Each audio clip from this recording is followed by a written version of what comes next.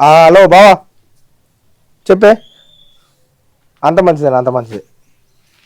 రేపా? సరే బావా. పిల్లలు స్కూల్కి పోయారు, వాళ్ళు రాగానే ఇక వెళ్తాం.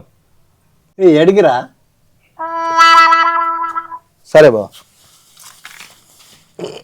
ఇప్పుడు లేక ఫోన్ చేసినప్పుడు దావత్ పార్టీ లెక్కున్నదంట, చేద్దామంటున్నాడు, రమ్మను. ఎప్పుడు? రేపు.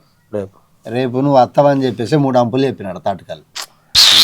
ఇప్పుడు మళ్ళీ ఆయన గురించి గుర్తే కదరా, ఉత్త అలిగి మునుగుతాడు. అరే మళ్ళీ ఇప్పుడు రేపు ఓడి పోతారా? లేకపోతే నేను కళ్ళు క్యాన్సల్ చేస్తా, లేకపోతే నేను కూడా వస్తాను. ఏమాట ఇంటిలో తోడు పోతుంది, ఏం రాబరా మళ్ళా.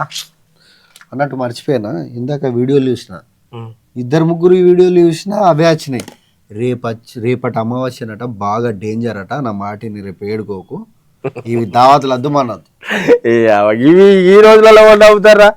అరే ఇసుంటి బుడ్డ మాటలన్నీ ఈ సెడిపి వేస్ట్ వాళ్ళందరూ ఇసుంటి ఆదివారం అమావాస్య కోసం చూస్తారట్రా. నా మాటిని అద్దు ఏడుకోకు, కలిగి వెళ్ళి రేపు ఇంట్లోనే ఉందాం. నేనే పెద్ద శక్తిని నన్ను వాళ్ళన్నా ఏమైనా చేస్తారా? మంచి చెప్పంగా కూడా నీకు అనుభవించుకోరప్పో గంగలో.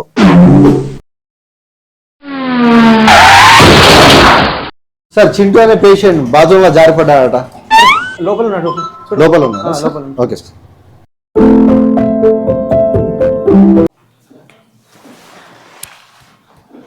చింటూ రే జరద్ది మాట్లాడగలుగుతావా?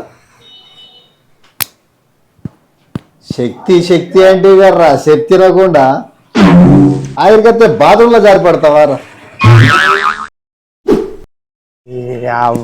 అమాసన అంట.